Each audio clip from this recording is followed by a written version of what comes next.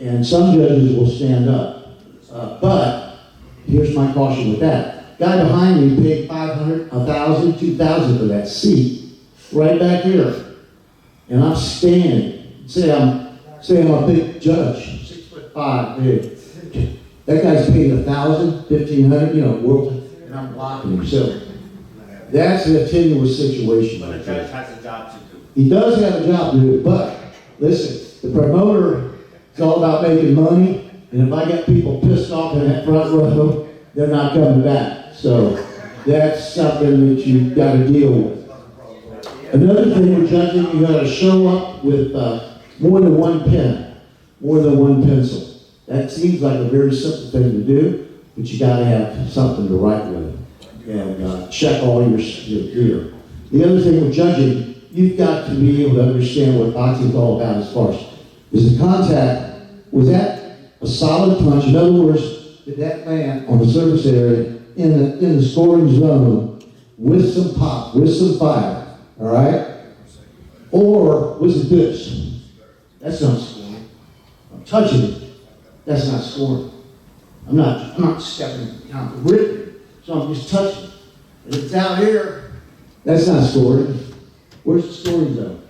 Right here down this line, right down here. Some people try to tell me the arms are scoring. That's not true. The arms are for defense. The scoring is the best area down here to the umbilical cord and around the backside. And that I don't think people know that. Here was a bad habit that Foreman had. He bent Chris down with him in the kidneys. They did that to Alex Stewart and knocked Stewart down twice in the first round. But that's the night that Alex put him in the hospital, broke his nose. Have you ever seen the pictures of Foreman's face? He looked like a rodent.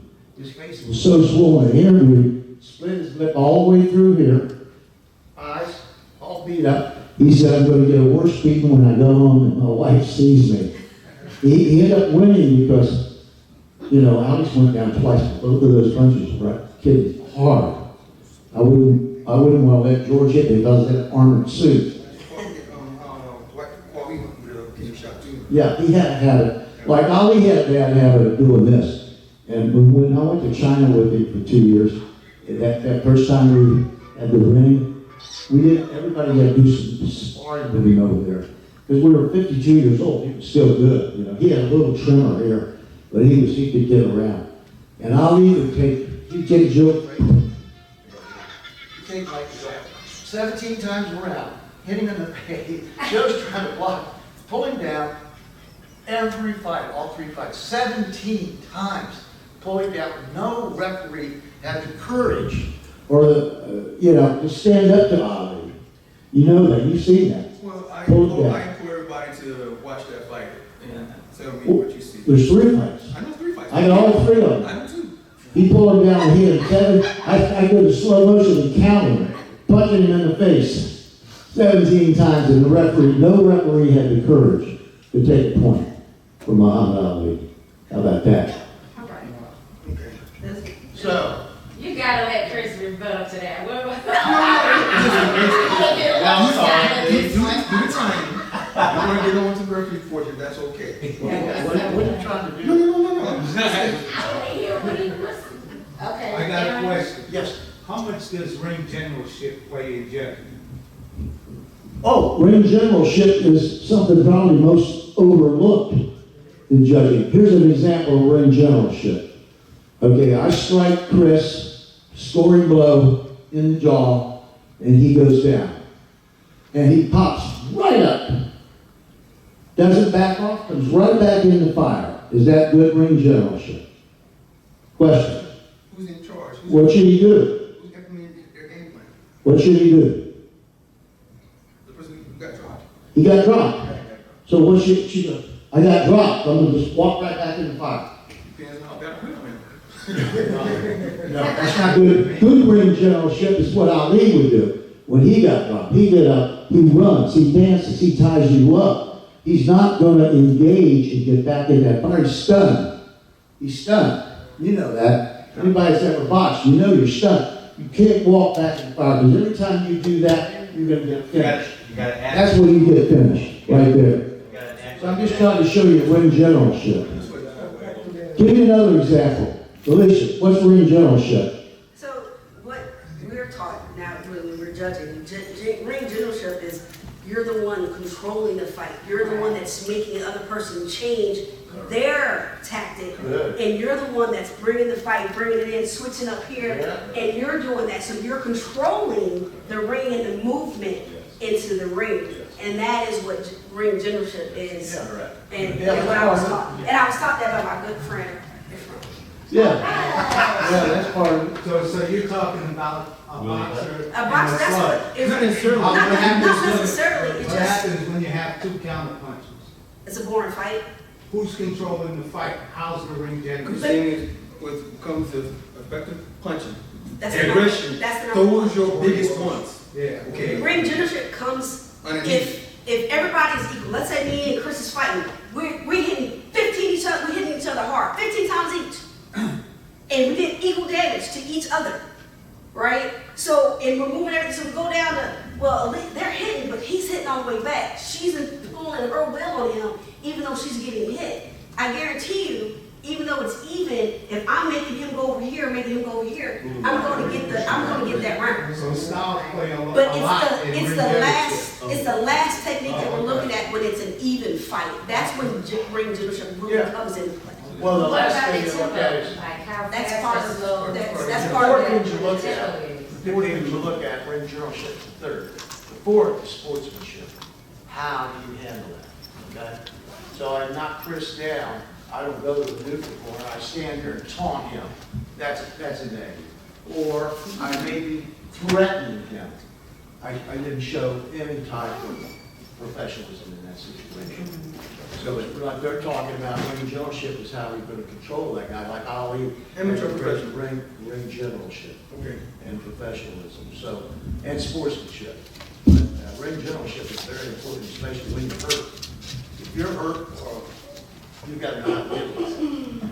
Okay, another thing judges need to do is not turn and watch the television, not talk to anybody next to them. Frank Skilbred was the best. Frank Skilbred looked like he died. He would sit like this.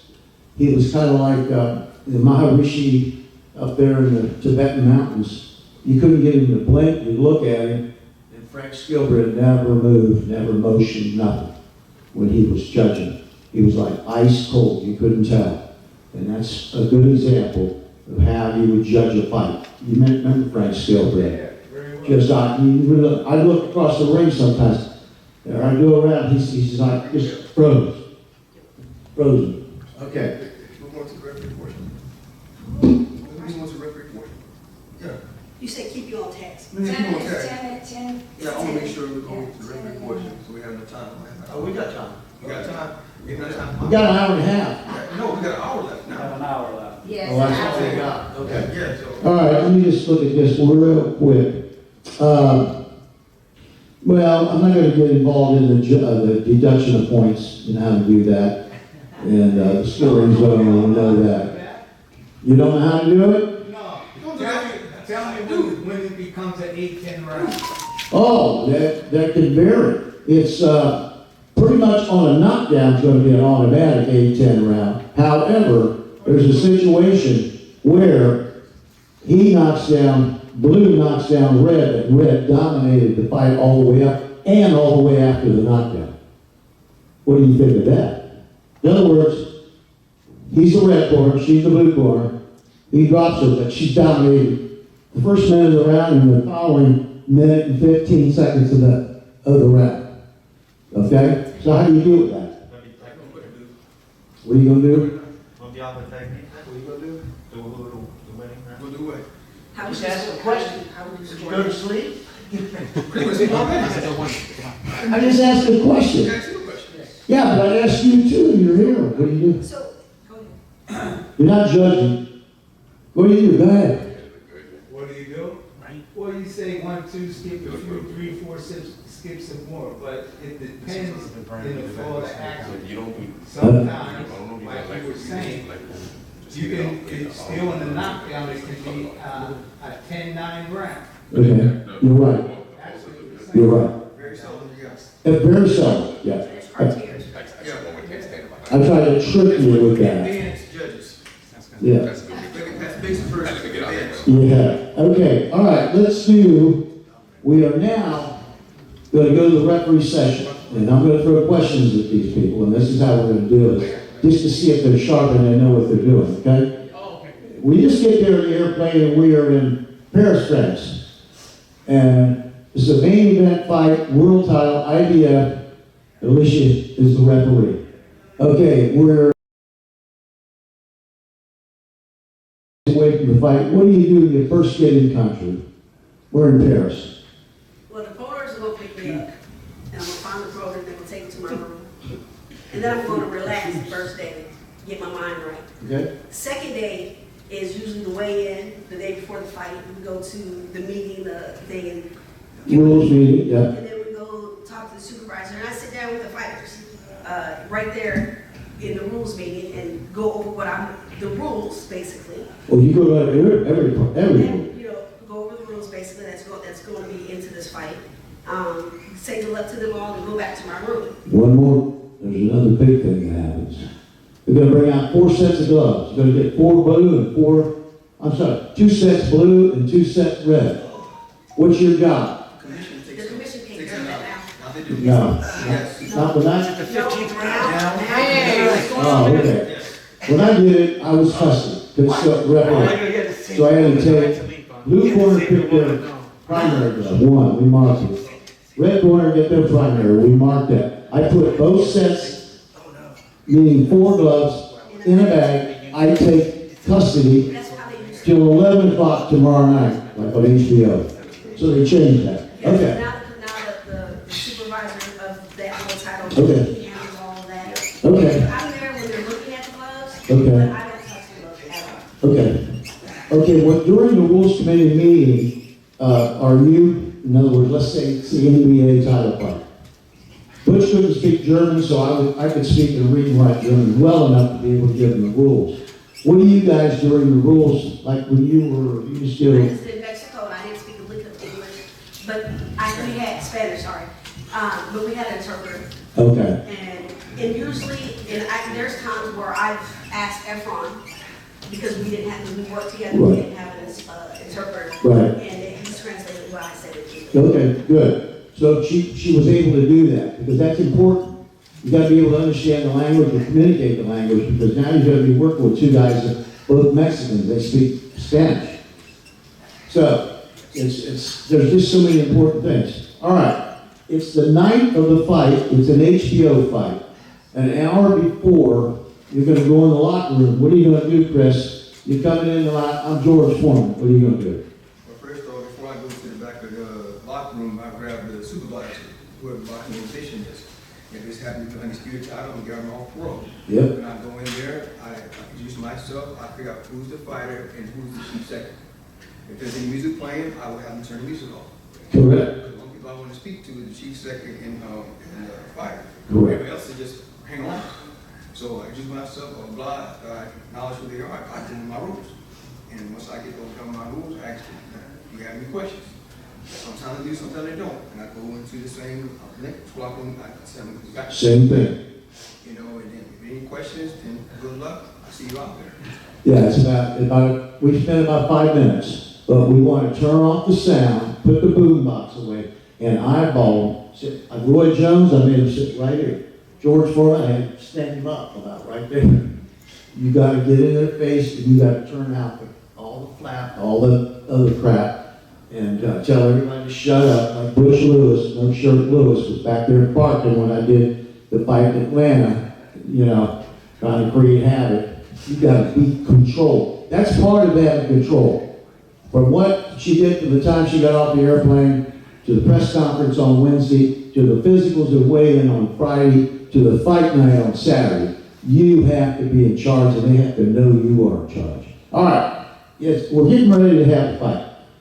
Alicia, what are you going to do? Fighters aren't out there yet. You and Michael Buffer are up in the ring. What is your purpose to get up in the ring before anybody else comes in there? What are you looking for? Just checking the ring to make sure that if there was a fight prior to mine, if it's a world title, there is, making sure that I don't know the technical term, but the things that hang on the ropes, make sure they're spaced equally, make sure there's There's nothing on the floor that the fighter can trip on, or myself, can trip on in the ring. And then that's basically just wait for the boxers to be real tough. Yeah, sometimes you'll have planks in the floor, they separate, and that's the divot, you gotta check that. Go ahead, question. Yeah, how about checking the roads? We do, usually, that part usually is like before we get anybody there, like we're having to be record report. That's So first thing in the First thing, so we get the What is ring. another fight?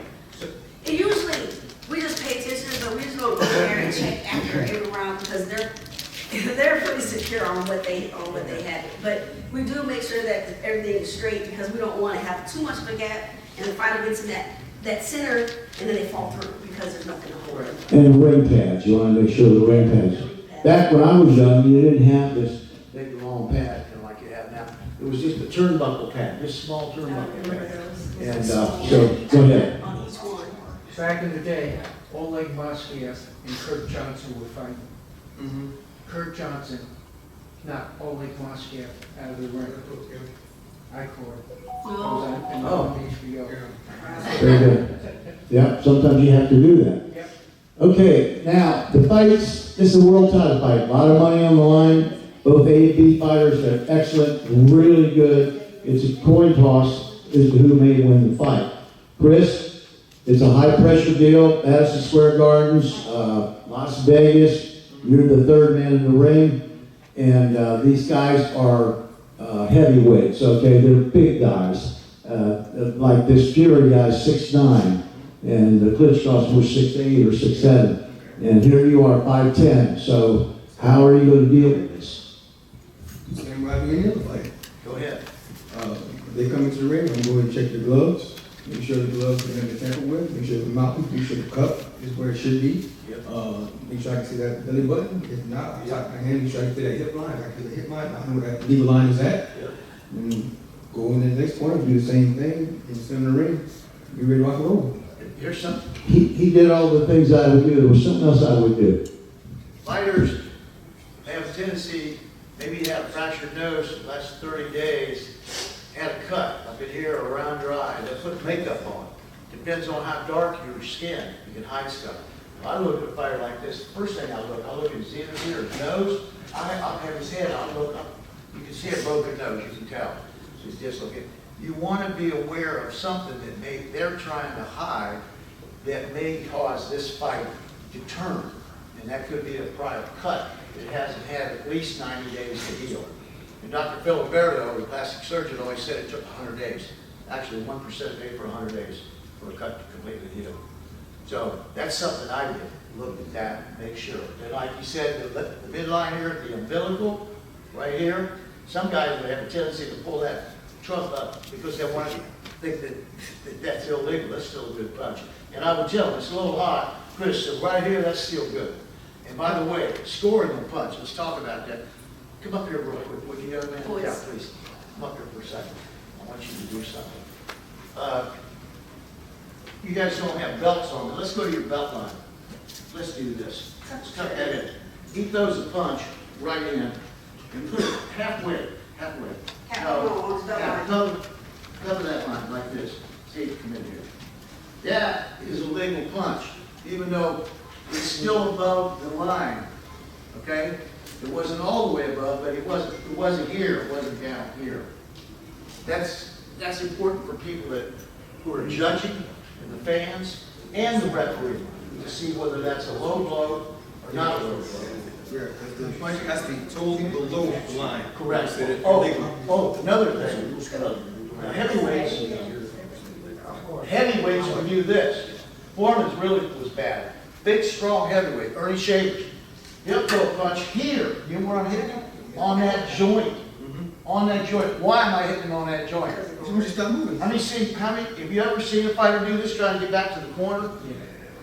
That, you can paralyze that nerve in there. Boom! Hit. I don't know if you can notice that with fighters. They'll go punch and try to hit you on that joint. Especially heavyweight. Like, No, trunk is precise. You hit that thing and you're locking that joint. yeah, right here. That's old school trick. No, it's outside. It's not side. Turn. Outside. Side is Side is in the back. They make your legs like We have a position back here. Trunk and turn Tell them precise. it's a joint.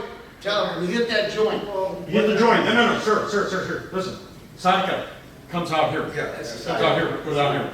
This area right here, choke and turn precise. You have the, and you can lock down the joint right here and actually paralyze the joint. And inhibit any type of motion, abduction or anything. So, For how long? oh God, depends on which it. Talk to your ex-wife. Have you guys ever been? Have you guys ever?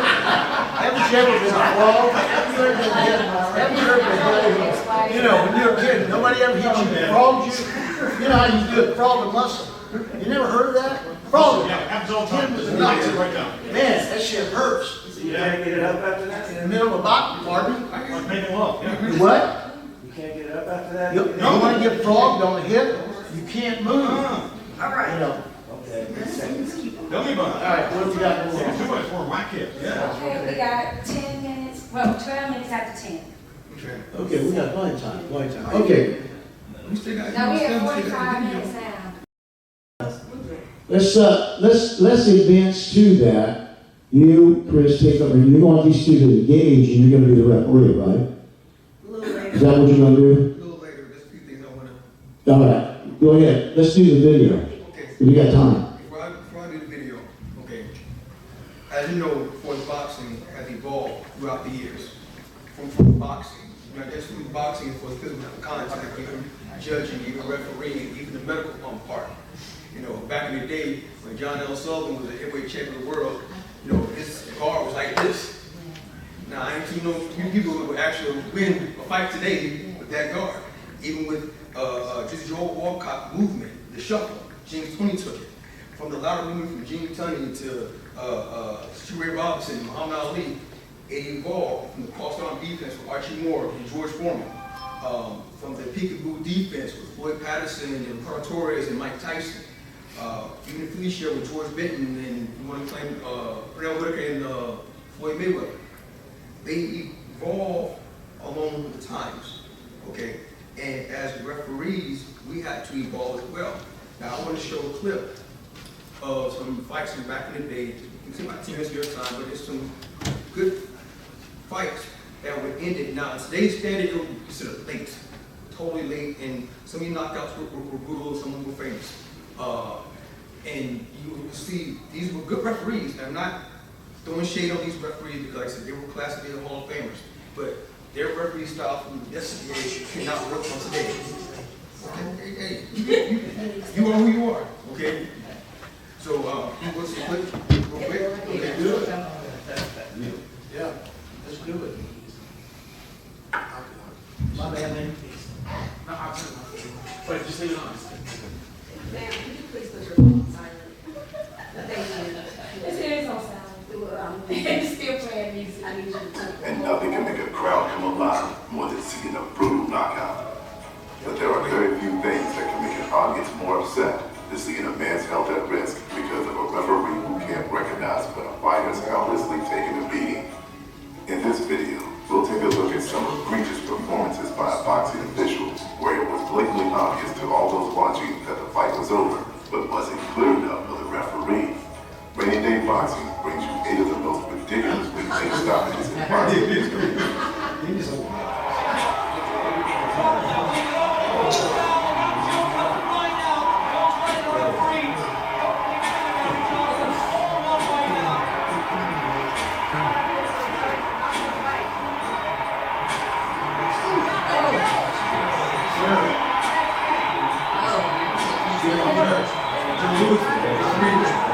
Jared Bird.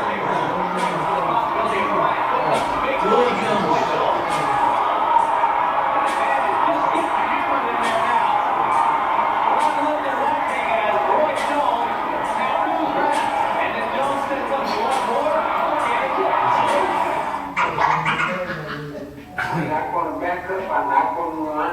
You have to kill me right where you got me. But when you talk about fight, we just here to destroy you. He will destroy you.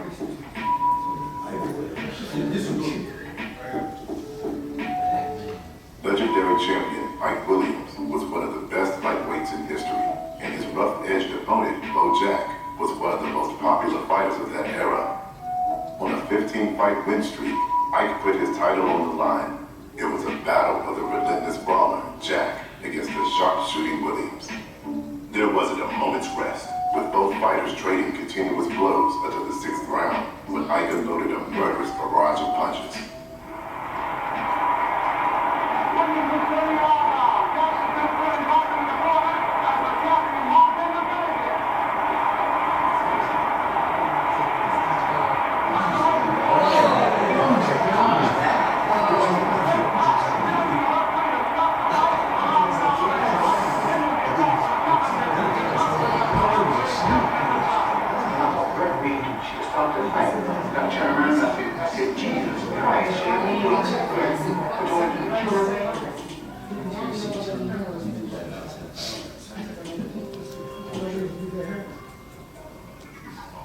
One knockout that isn't for the faint of heart. An instance when you could see members of the crowd turn their faces from the brutality in the ring. A frozen Roger Yanez seemed to forget why he was there that night, as a senseless Bernard Benton was hit with more than 30 uncontested shots.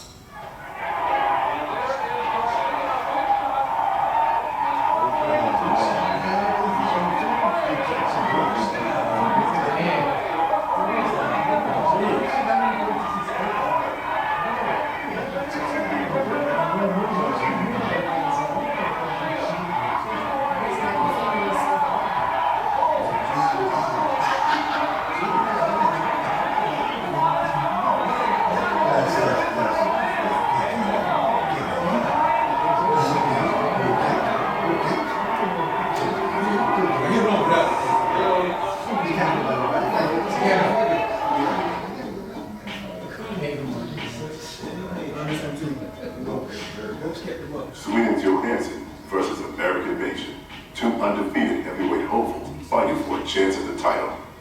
Nation was a durable fighter who later in his career would fight the who's who of the 60s, with the likes of Cleveland Williams and Sonny Liston being unable to stop them. But Johansson's vaulted right cross, nicknamed Hammer of Thor, had enough sting to drop anyone it made contact with. And fighting for a Swedish boxing record audience, there was no way Ingvar was going to lose in front of his hometown crowd.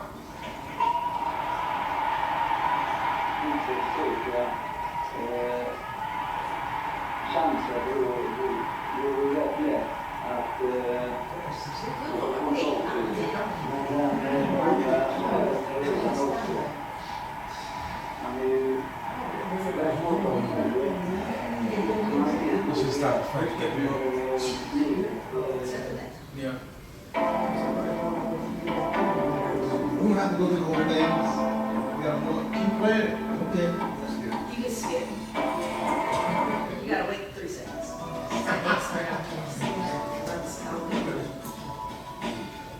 Roy Jones Jr., at the peak of his power, was near unstoppable and could have his way with any man he faced. Richard Hall was a very dangerous puncher who had knocked out all but 2 of his opponents. Some referees were 5 to 10 seconds too late to stop in the fight. Referee Wayne Kelly allowed Roy to punish his overmatched foe 5 rounds too many.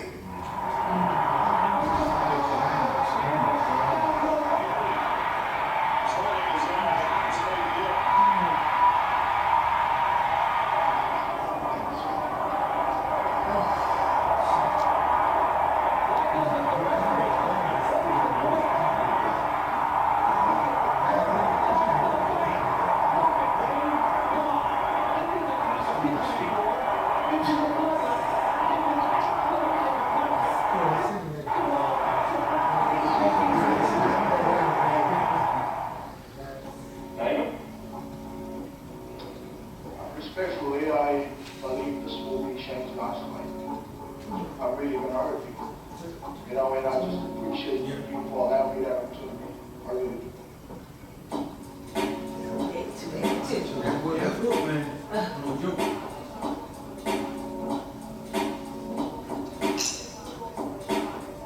If there's one man you don't want to upset, it's David Tua. And in the build-up to their fight, Shane Cameron made it his business to rile up the renowned Samoan puncher. With a very poor performance by referee Bruce McTavish, a clear-minded, cold-hearted Tua was allowed the opportunity to do more damage to his opponent than necessary.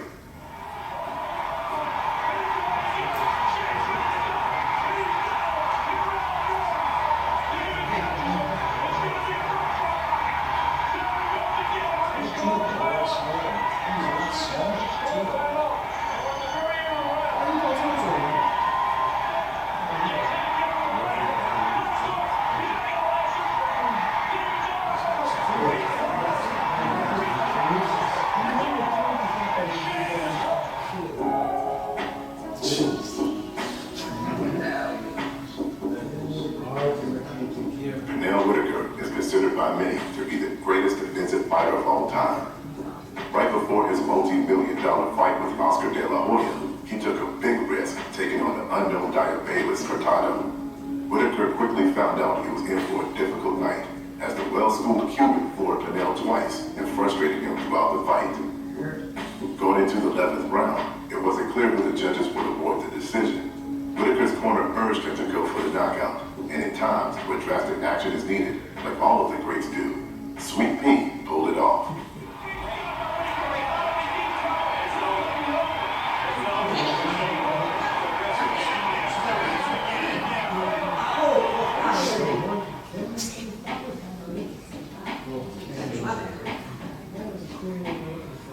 Referee Tony Perez is remembered for the time when that Ray Mercer batter of bewildered Tommy Morrison was involved in the uniform questionable stoppage when the up-and-coming Jerry Cooney took on the aging Ken Norton.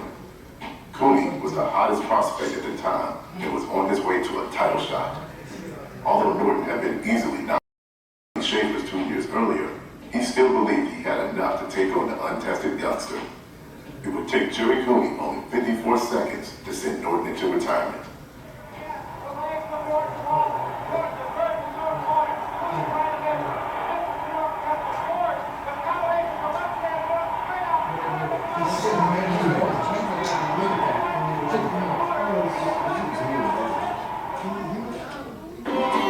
Running a small family business out here isn't easy. And we got a lot of help from Amazon. They handle all of our shipping and logistics. You know what else isn't easy? Goat yoga. Why is this a thing?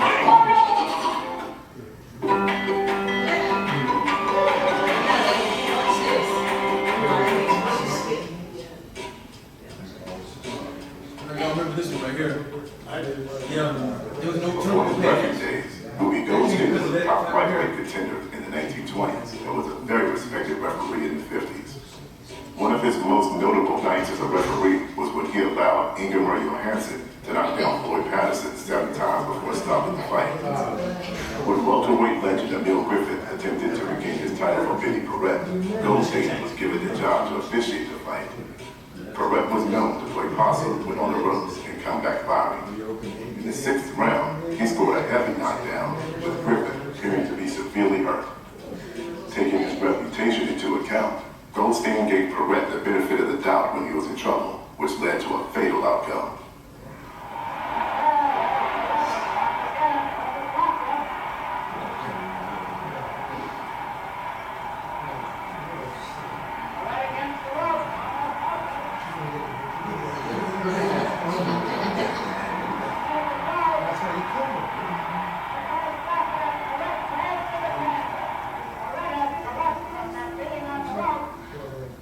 Perret was rushed to the hospital, but unfortunately died 10 days later from brain hemorrhaging. It's theorized that his death had a lot to do with his previous fight with Gene Fullmer, where he suffered a terrible beating. That's correct. Many criticized the New York State boxing authorities for allowing Perret to fight just several months later. Referee Ruby Goldstein was traumatized by the event, having nightmares and flashbacks to the fight. He would referee only once more. If you enjoyed this video, don't forget to hit the like button, share it with your friends, and subscribe.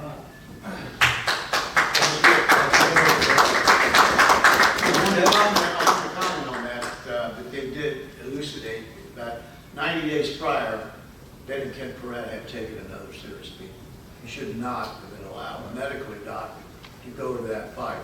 So that just points out to how we try to evolve and improve, you know, with the safety of the sport, because this is a brutal sport. There's no question about it. The referee's job, he's got your life in his hands. He's got to make a decision, got to make a call. Sometimes you'll see flurries, the punches aren't landing, or the punches are not hard. Sometimes the guy will be just rolling, catching, bobbing, and it might be a 30, 40 punch flurry, but it's not scoring like some of the scoring blows you see. And it's when those heavy blows are landing and that head starts snapping, that's where you got to make that call. Could there be things that we see in the ring that the fighter and the fans don't see what we see? Yeah. A lot of times when the fighters shell up, I'm gonna look at it, his or her eyes. Is he playing possum? Is he watching? Or his eyes are closed? You know what I'm saying? Sometimes you can be stunning and you're froze up. And this is why when somebody does get knocked down, our emphasis is more on the injured fighter. Because I want to watch he or she make sure they're able to get up on their own. Because they have to go to the ropes and hold on to the ropes. That's when equilibrium is not great. Can they get up on their own? You know, we watch their gait. Because I'll give it 4 count. Because I have 8 seconds, not 8 seconds, I have the 8 counts to be able to determine whether or not I should just fight to continue. You know, I may have the fighter walk towards me. Depends how bad knockdown. If it's a flash knockdown, don't need it. If it's a bad knockdown, like some of these we saw, he walk left, walk right. It's called the gait test. I like to call it the sobriety test. That's just me. Okay. And if they're like this, then the fight's over. Or if they give me a 1,000-yard stare. Yeah. Yeah. They don't respond. I look at a kid, he's like this. See my eye?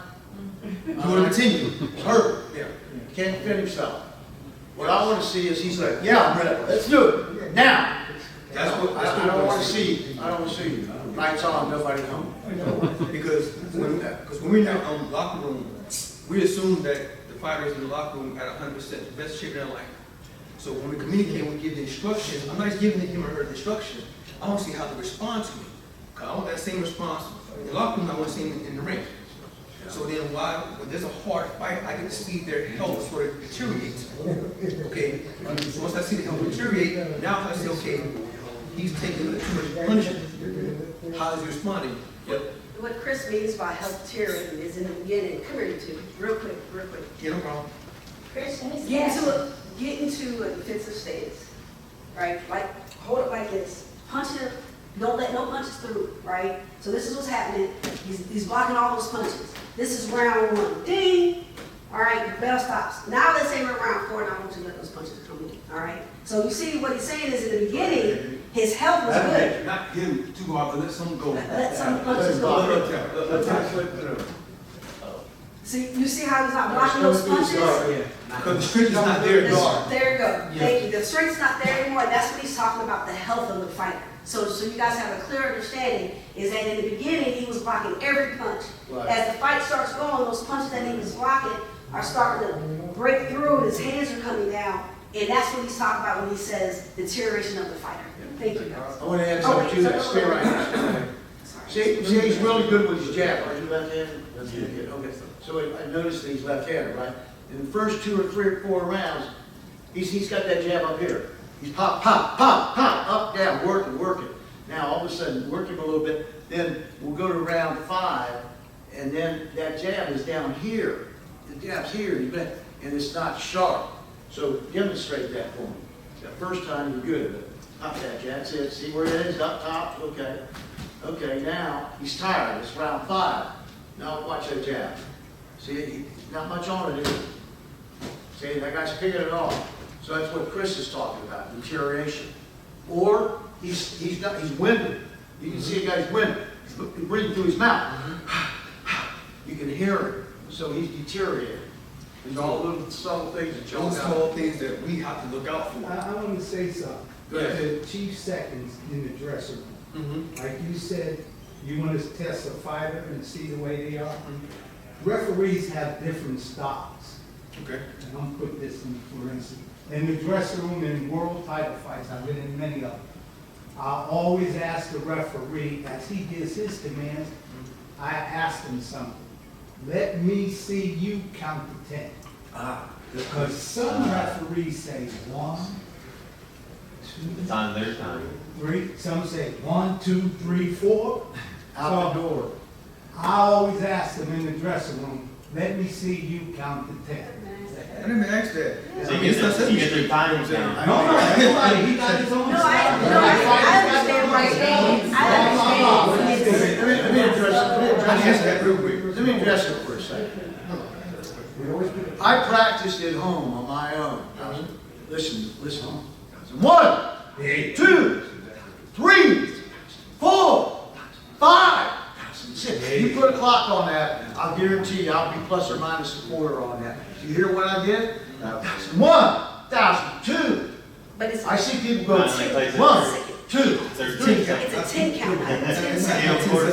It's not 10 seconds. You're never gonna. It's never going to be exact. 10 seconds. Yeah, see, It this may is be why, 10 and a half, it may be 11. this is why Air very on the important. side of more time is better than air on the side of less time. Well, We saw it in the If you're a video, fan, Chris, I mean- we saw it in the video that Chris played. We saw that one referee going 1, Yeah. 2, Yeah. 3, 4. And as we go to the seminars and we go to training, you know, I remember when I first started, 10-second count, I was half a stop clock, 1, 2, 3, trying to match the time clock for a 10-second. It wasn't until I started going to these classes that I realized it's a 10-second count.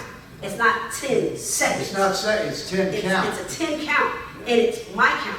And I understand why you're asking that question, is because you want to know, hey, he has a fast count, so you can't like cause a buzzer. You can't take a knee and take a quick breather. So you can't, so I understand that question. But you see why I did it the way I did it?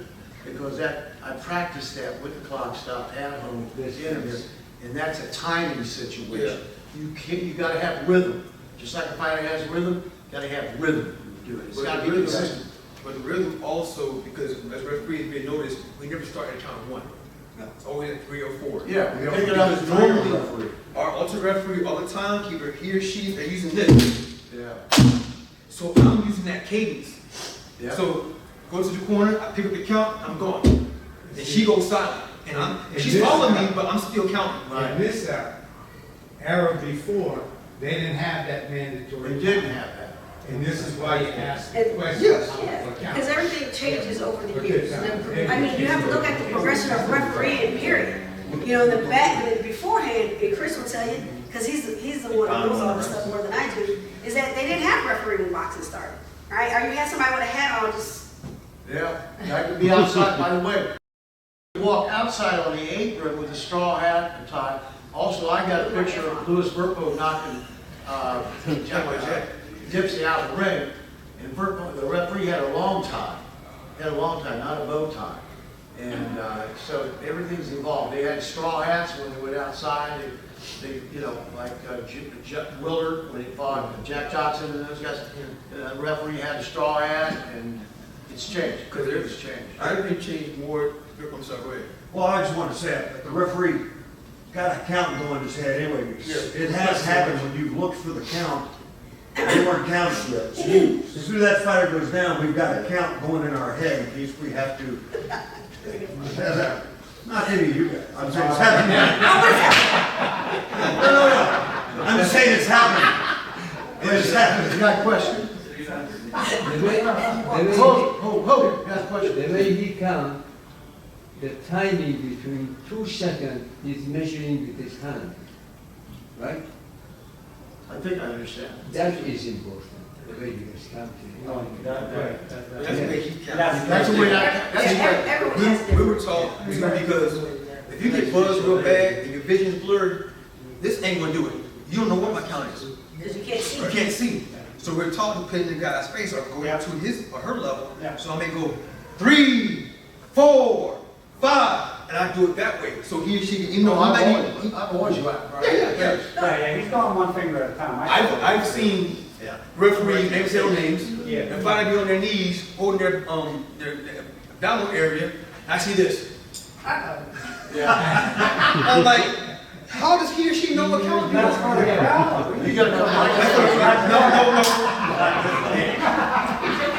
You correct. You gotta come For that right. referee, you correct. Yes. You gotta go right. It was a joke with No. You gotta go right to where the fighter is and whatever, that position, and you're right, like if he's laying there, in your count, you gotta look at eyeball him. You try to.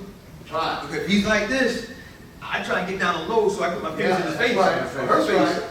And then I'm like, okay, sometimes count 7, they ain't moving, I was like, he ain't getting up, or she ain't That's getting up. right, you did it right. Yeah. So, and nowadays, you know, if I work in other organizations, some commissions don't have inspectors. Yes. That's very, very important. Because the inspectors are tentacles, are eyes and ears in the locker room. Yeah, they're our first responders to anything that might be Inspector, going wrong. Yes. They might see something where a guy's putting some kind of grease on the fighter, hiding a cut, hiding a broken nose, this and that. Or he may be doing something with gloves, God forbid. Seen that? Or what the inspectors do when they're listening is, he's the fighter, he's telling me I'm the chief second, I'm done. And I'm saying, no, you're good. So a good inspector is gonna go to the referee and say, Chris, come here. Good point. Hey, the fighter's saying he's done, but the coach wants to continue. So either he's gonna, and correct me if I'm wrong, I might be guessing right, might be guessing wrong, but Chris, if the inspector told him, Chris is gonna ask the fighter. Yep. He's gonna go over and he's gonna say, I wanna hear from you, Yep. which is the chief second. Correct. I wanna hear from you while we're in that minute. Do you wanna continue? And if he hesitates or looks down, I guarantee you, if I'm wrong, correct me, he's gonna stop the fight. Again, you want to see the fire in that guy's eyes. If he's still got the fire, but if he's like, where's my mom? Where's my mom? It's done. It's done. When you get the shit kicked out of you, if any of you have ever had the shit kicked out of you, I have had that.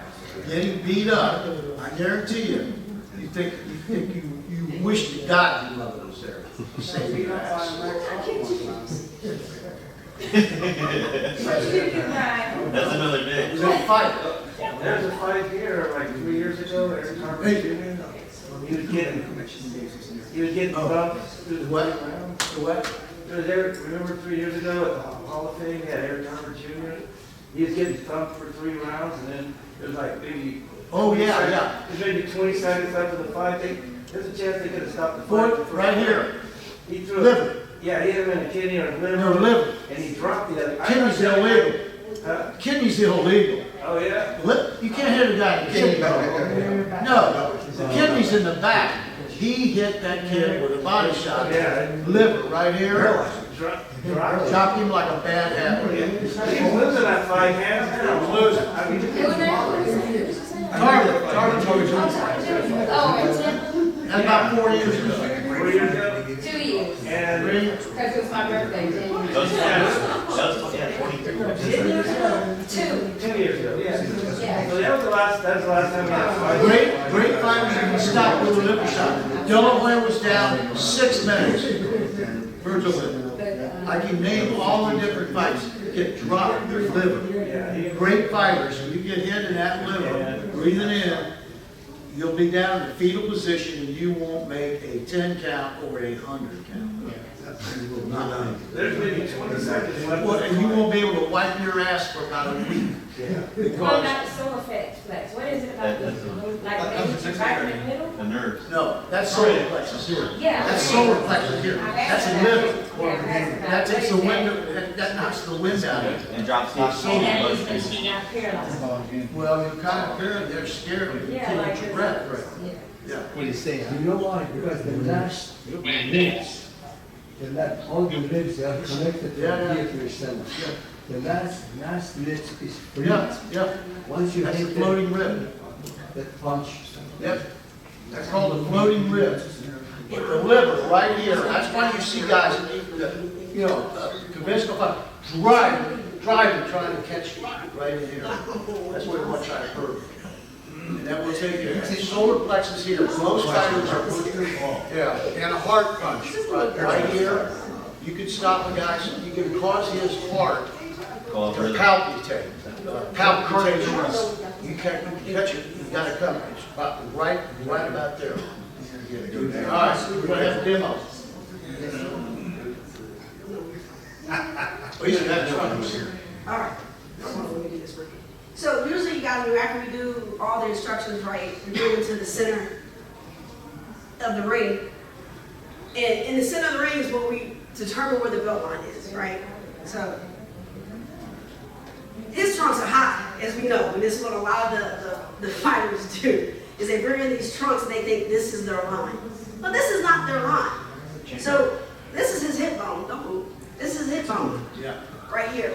So really, this is where the line is. Right. So I'm going to tell this young man, here and up is good.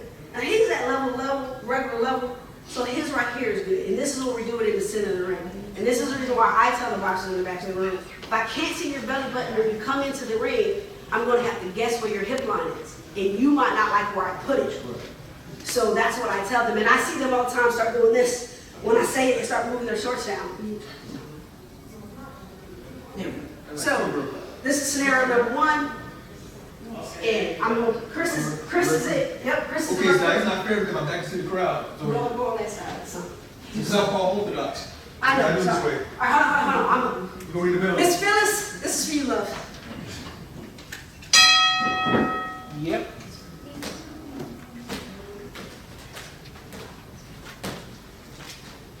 All right, so you gotta do better now. Take yourself. All right, so you gotta show me something.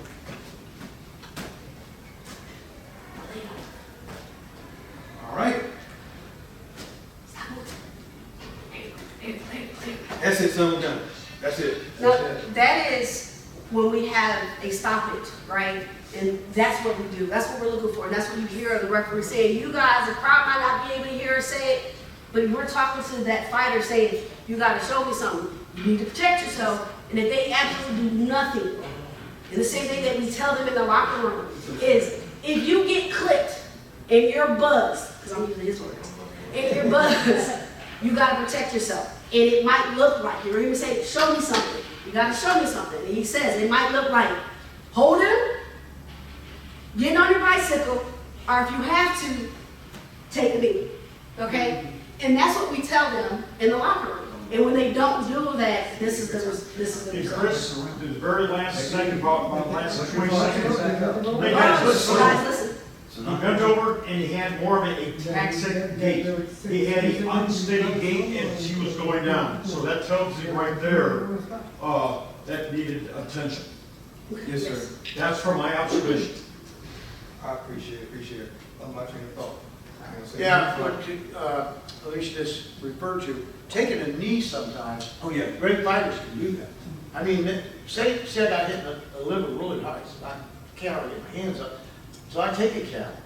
I know I can still win this fight. I got to take that count because I got to get recovered. I need that few seconds. Because the reason why we tell the fighters in the back, either hold or clinch or your bicycle or take a knee, because I want you to be able to think.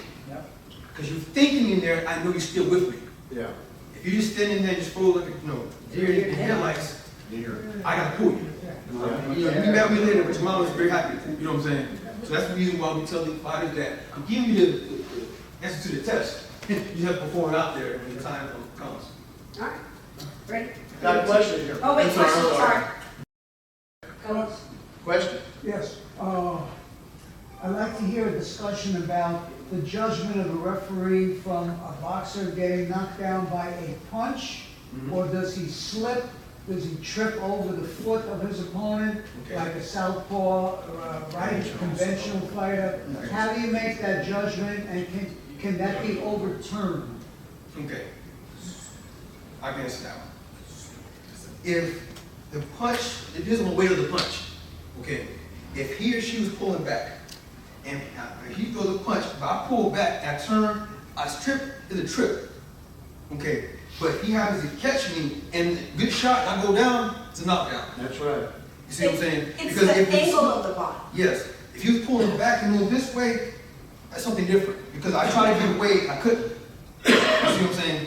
And that's why if you notice, most good referees, when there's a southpaw orthodox, we try to get a little more space. Because I must see the top of the head to the bottom of your feet. You know what I'm saying? If it's orthodox, two orthodox guys, I don't have to do that so much.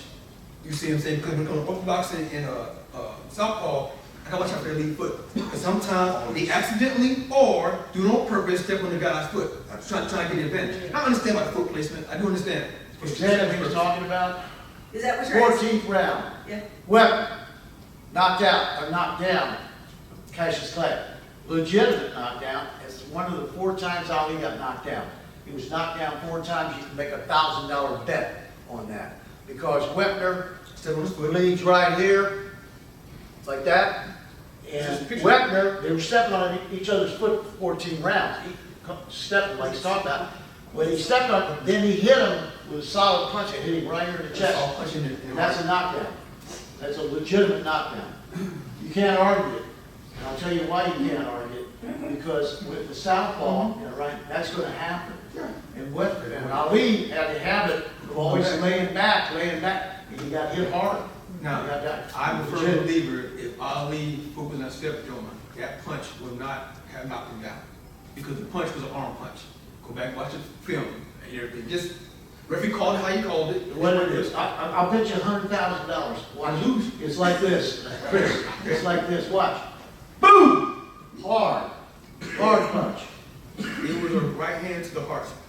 I'm saying this right here in the jar. It was a left hand. Because he Pull up, Chris, pull up the tape. Chris, 100,000. He's a southpaw. He leads here. It's a left hand. Pull it up. After this scenario, pull it up. After this scenario, pull it up. All right, so we're gonna, did that answer your question, sir? I'm sorry. I'm gonna bet Should your judgment be overturned? Yes, if there is instant replay now, if the instant replay is available, right, and there's a question call, I know that our commission will definitely will go like this, which means he wants to look at that one more time, and if it's determined that it's not a knockout, we will reverse our call. So it can be, as long as there's instant replay available. If there's not instant replay available, the call is the call. There's nothing that no one's going to say about it. And that's why I believe the instant replay is important, because although we as referees want to be right 100% of the time, we're not, because we're human and we're not perfect. So if we can get the call right then, I'd rather do it right then. 1985, I'm the first guy in boxing to ever use the isolated replay. Look it up. The Leslie Group, first guy. I used that. I saw it. They didn't see it. Fans didn't see it. Gerard Jones was on the ropes. He bounced off and hit Joe Gray. He came up. You see it back. The camera's back. You see Joe's head went like it was out. They thought they headbutted. They didn't headbutt. Here's what happened. They came together like this. And there was no bruise on his head, nothing here. It looked like on the TV camera they hit head. It was this way. And then he caught his hand like this. Joe had this guy against the rope, and you see the kid hit him. And then back in his head, this is how we ran it 52 times in slow motion. You saw his head snap out cold. Joe Gray went under the ropes. Phil and Leslie went bananas. And I'll tell you who's here. Randy Gordon he's here today. Ask him about it. So did that answer your question? Yes. Okay. Did you have one? Is there a number of low blows that you say that's enough? Is there one in your head where, okay, is it 3, is it 5? No, 50. It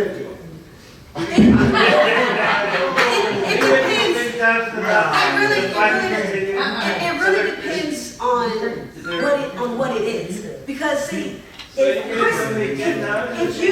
you throw a punch at me and it's at the bottom, but I see the punch coming and I go like this and it keeps hitting me, it's not low. I cause the foul. So it depends on the situation. But normally, and like I tell them, it happens. Like holding, headbutts, low blow happens. But if it continues to happen, I'm not going to think it's an accident. It's not an accident. The first time might be an accident, even the second one might be an accident. But 9 times out of 10, that third one's not an accident. Unless, again, the head is getting pulled down. During the punch. So there's not a really right or wrong answer. Because okay, this is where I'm going to start taking a point away. After 3, is it a point away? After my verbal cues, first I try to do hands. Is it like there's no set number? There's no set number. If you look for a set number, you're not forgetting tonight. You don't get one. There's no set number. Okay. I'm being honest with you. Okay. If I feel like the foul is intentional or his foul is causing damage, causing harm to him, I have to even play in field. Right. Then I start taking the point. But once I start taking the point, I can't back myself out of it. Yes. So I want to point out, I was telling Chris earlier, Ali had a bad habit with Joe Frazier. He held him 17 times around. No referee had the balls to ever call it. But he hit him, pulling his head down. Frazier could be pulling it down and hits him like that. That's illegal. Nobody ever took a point in all 3 fights. All right, let's move on to scenario 2. We got 10 minutes left. Scenario 2, guys. Go. Down. Time. He hit him after he was down. You all right? All right. Walk it off. 5 minutes commission. Yeah, 5 minutes. I believe so, yeah, pretty sure. Are you ready? In the round tables at like Ready? 2 or something. All right, I'm telling you. Come here. So can you? Score the knockdown, take 2 points. Score the knockdown, take 2 points. One knockdown takes the points. And get it again. All right, that was the scenario number 2 of what to properly do when somebody gets hit while they're down.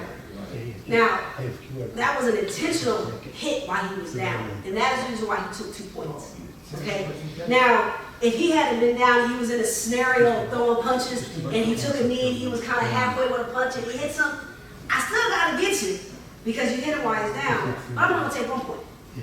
So, I know the rules say if you get hit, it's 2 points. But You're right, though. but you have to really think about it. Was it really intentional, or was it?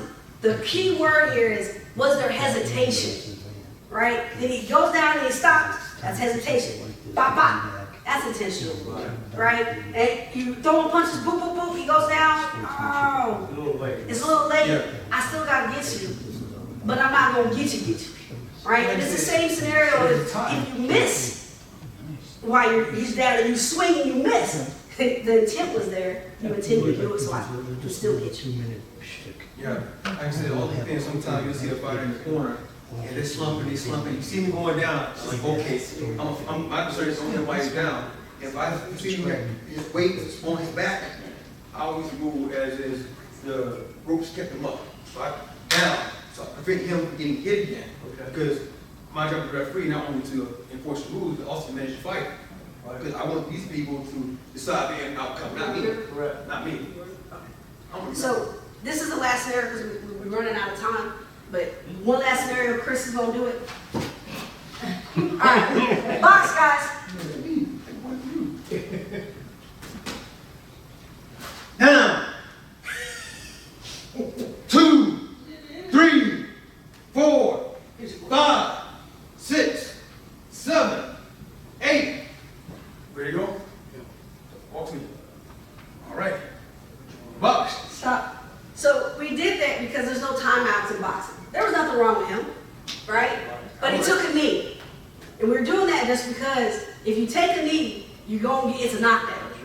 So it doesn't matter. And that's why we did this scenario. We want everybody to understand that if you take a knee, because we tell you, if you hurt, we tell them to take a knee. Right? Because we want them to do that. So, but it's a knockdown. So I don't want any of these young fighters thinking I can take a knee and ain't nothing gonna happen. Because it's a knockdown. Yeah, it's counting. She's exactly right. Thank you guys for your We help. as a referee have to score that as a knockdown, whether he did it intentionally or got knocked Y'all out. can take those ones out too. Yes, sir, I'm sorry. Yes, sir.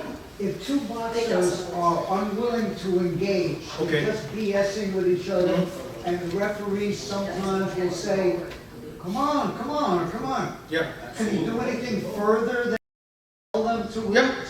Yeah, I've done it twice in bare knuckle, once in boxing. Because the fans pay to see a fight. Okay.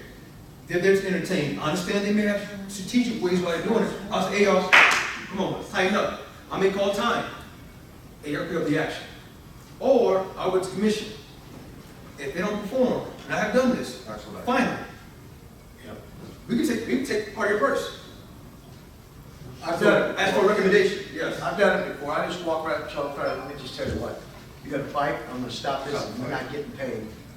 Done. And then guess what happens? Fighting starts because they want to get paid. Yeah, oh, yeah. They understand that. They're not getting paid. I call time out. Especially this match then. Any other questions? Any questions? Yeah. For you, as a female referee, are there countries you're not allowed that ban women from refereeing, like Saudi Arabia? Well, I'll give you one. I went to Libya. Okay. And I refed a fight in Libya. Okay, so there's no country that they say, okay, you're a female referee, we don't recognize you as a referee? Not if the sanctioning body sending me. Now, when I was in Libya, I was prepared. And I had it with me to cover my hair if they requested it. Because so you had to wear that? I did not. You didn't have to. I didn't have to. But if they had requested, You did it for I would have did it because I'm in their country. Yeah. You understand what I'm saying? So I brought it, but I was never asked. And to be in all actuality, Libya was something that I didn't. It was after. This was the first fight they've had after 45 years. So so the thing of it was I didn't realize being a female, doing what I did there, what it meant. I was there just, I was just there to referee a fight. So after the fight was over and I'm trying to walk to the back, I couldn't. Because every person that was in that arena, miss, can I get a picture? Miss. And it got to the point to where I started, I got PTSD. To where the vice president, Lataro, the WBA, was sitting, grabbed me over my arm and walked me through the crowd because I could not get through. And it wasn't until I got to the back and I was like, oh, that's crazy. I don't understand that. Just history. And I didn't know it. So gentlemen, because do you know what you did for the women in this country? Yeah. And I didn't understand that. So that fight was the most important fight that I've ever done to me. It'll probably be the best fight or the most important fight to me in my history as a boxing ref. So I do ref outside the country, and I have wrestled in a very predominant Muslim country. And I was treated very fairly and treated very well. And I got some strange looks from some of the local women. But then I was informed it's not you that you don't have it, it's your hair. It's your hairstyle. And I was like, oh, okay, cool. All right. So I think, when it comes to being a female, referee, especially because there's so limited of us, I try to absorb everything that I possibly can because I want to be one of the top referees. And if you know that I didn't say one of the top female referees, I want to be one of the top referees. So it's important that I'm able to evolve along with everyone else with my male counterparts because they might have opportunities because I'm a female that I don't. So I have to prove that it doesn't matter that I'm a female. I'm a referee, and this. I think I am here so in the meeting. I have worked in predominant Muslim countries before, and I did not have to wear it again. Okay, but Yes, sir. Do you feel that if we had more women referee, maybe we would have more fans in the sport? To see that, that women have a part in the sport? I believe they do. I don't really know if the referee female is an issue. It's just that most women just don't like boxing, right? They go because their husband or their boyfriend wanted to go.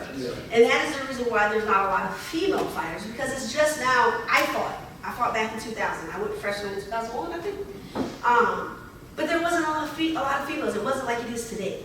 So I think now that we've got Amanda Serrano, Katie Taylor, and women are starting to make money, you're going to start seeing a whole lot more.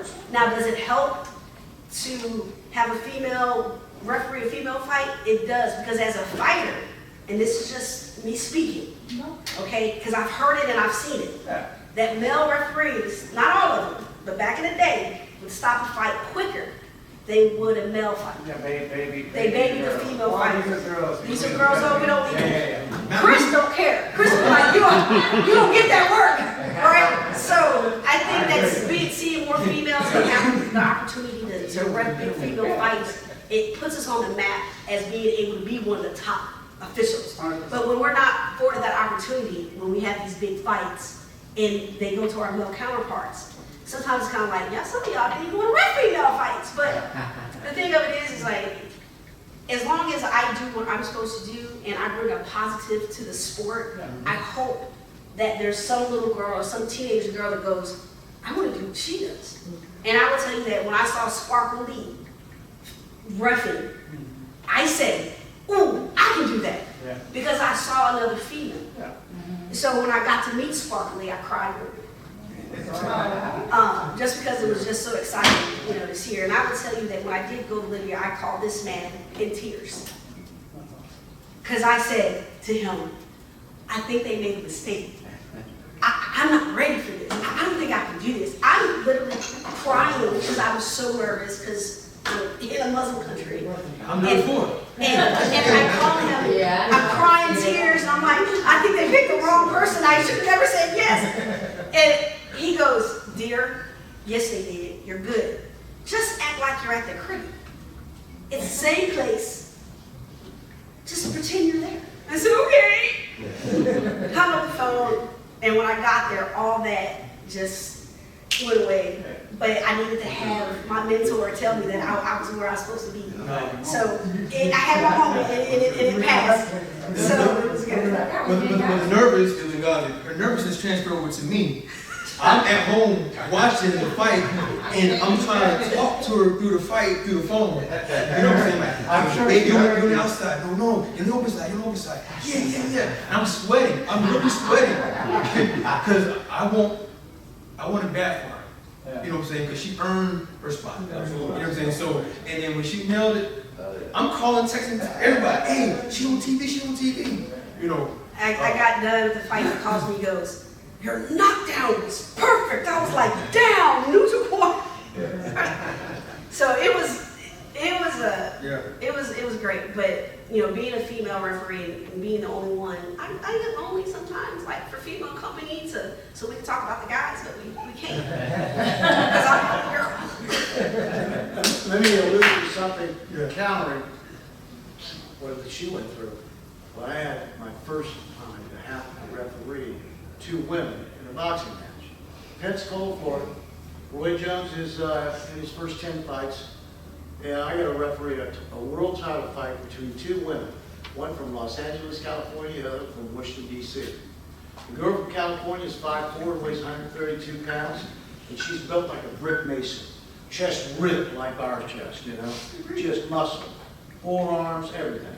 She's a spec. Got 2 kids. You know, she sees me and goes, hey, cutie, you're my referee, right? The other girl, black girl from Washington, D.C., like a model. Perfect body, like God built her in a laboratory. Tall, You're not supposed to look at it 5'7". like that. We see you looking at it. No, listen to the story. So anyway, here's how it evolves. I don't want to referee the fight, that's my job. We got the Toledo scales at the weigh-in. Listen to this. The main event fighters always come first on the scales.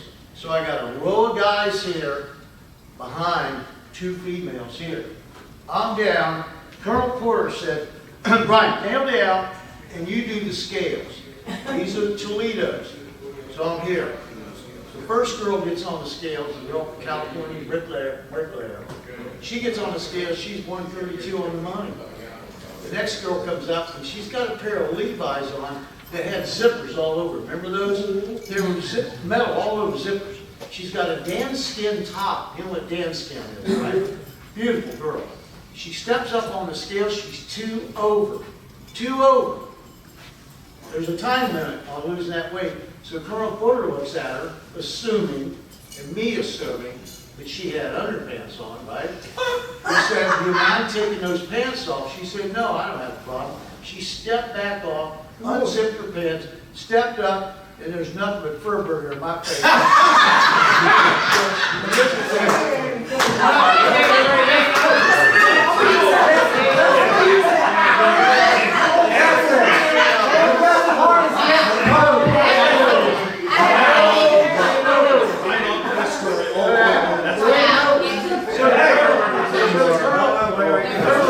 The colonel's looking at me and goes, what is it, Brian? I said, yeah, I told him what I said.